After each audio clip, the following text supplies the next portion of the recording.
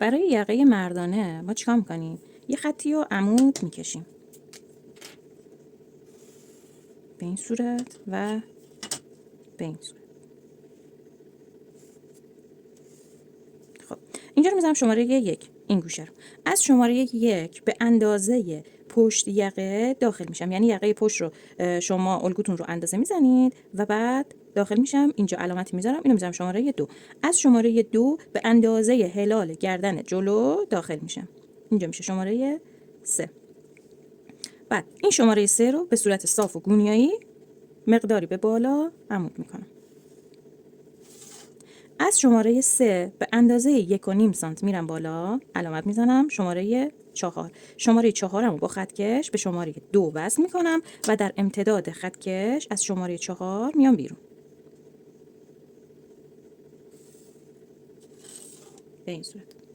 از شماره 4 به اندازه 2 تا 3 سانت. حالا این 2 تا 3 سانت چقدر شما اندازه بزنید؟ به اندازه‌ای که شما جا دکمه برای لباستون گذاشتید. اگر که 2 سانت جا دکمه گذاشتید که عدد 2، و اگر که 3 سانت جا دکمه گذاشتید عدد 3 سانت رو باید شما روی این خط بعد از شماره 4 علامت بزنید. مثلا اینجا میشه شماره 5. شماره 5 رو ببینید یه خط کشمو میذارم روی خطم و این قسمت باید قائمه بشه، گونیایی بشه اینجا. بعد حالا میام از شماره 1 3 سانت بالا میرم، علامت میزنم شماره 6 و از شماره 2 هم 3 سانت بالا میرم، علامت میزنم روی این خط 3 سانت 3 سانت بالا میرم، علامت میزنم، به هم دیگه وصل میکنم.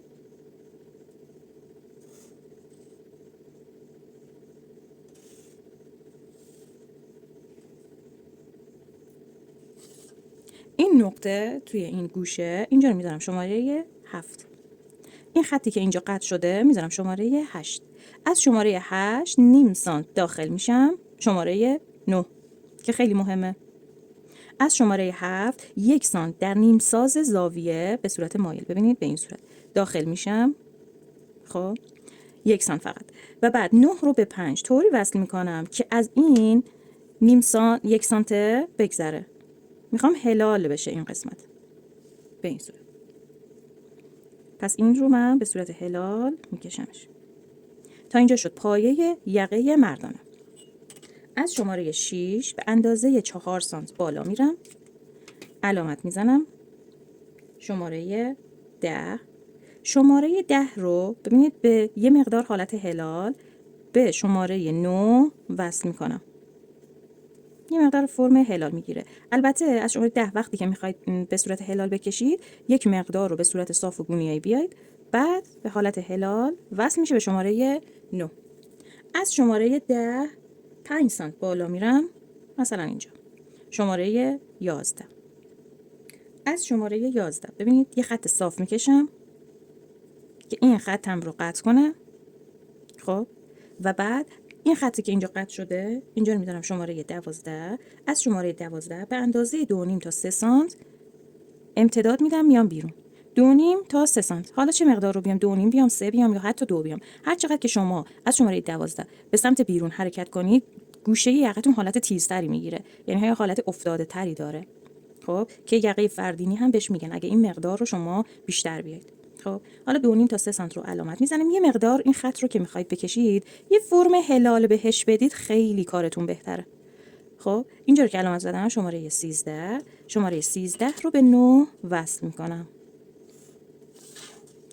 یقه مردانه من تموم شد. این مقدار که دور ریزه با این کاری ندارم و از این سمت ببینید این برگرد یقه، این پایه یقه، این قسمت ها که توی دولای بسته قرار میگیره، ببینید به این شکل. خب حالا چطور قیچی کنم؟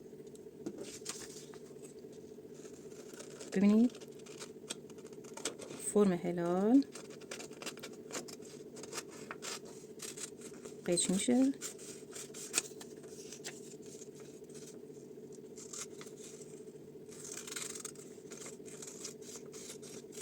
خب این از پایه یقه. این قسمت هم خیلی مهم بود، شماره 2 دقیقاً باید به سر سرشونتون وصل بشه. شماره 9 هم که مهم بود. خب این علامت رو میزنم که دقیقاً برگرد یقه این قسمت باید سر جای خودش که اینجاست قرار بگیره که یک دست یک اندازه باشه هر دو طرف کارتون. این از پایه و اینم از برگرد یقه.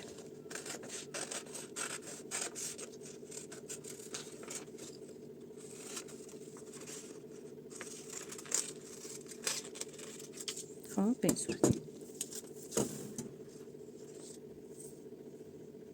بازم اگه سوالی داشتید بپرسید.